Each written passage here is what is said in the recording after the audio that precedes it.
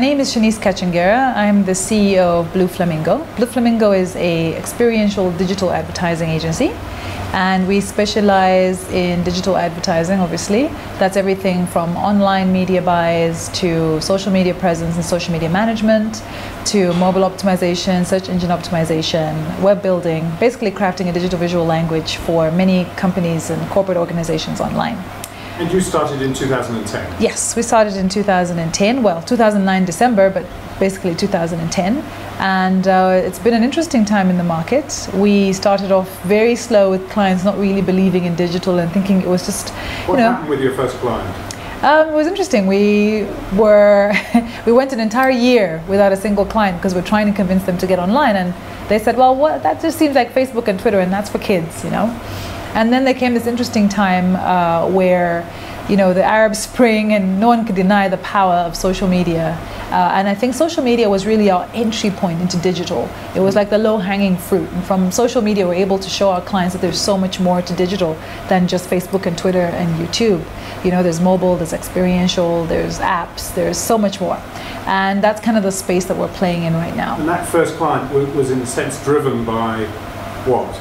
Driven by events of the moment, but also because a lot of the clients started getting pressure from their, if you would, multinational corporations have sort of head organizations. From head office. Yes, and head office got obviously a lot more experience with digital, having done it for many years. So they're like, well, you guys have to have a digital arm, and you have to have someone to run it for you. And because they were not really clued in on how to do it, it was really, you know, convenient for them to come and say, would you run our digital media? I mean, you've been knocking on our doors for the last 1 year, you might as well.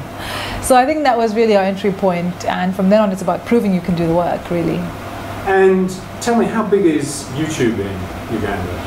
YouTube is still quite small. We're growing. I think, you know, we're looking at maybe 30,000 hits as, you know, really good for a corporate brand. Yeah. Of course, some of the other, you know, music videos and stuff like that have garnered, you know, 200,000 hits, 300,000 hits.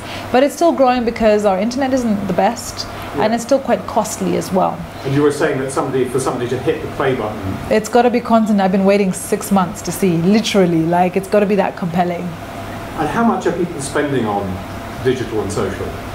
Less than 1% of their budget, and I would personally really like to see that go up because I believe in digital. I believe that it's easily tracked. It shows a great return on investment, and it's just a great way to reach people. And a lot of the young people are online these days, so it makes sense to me. And how does it compete with newspapers?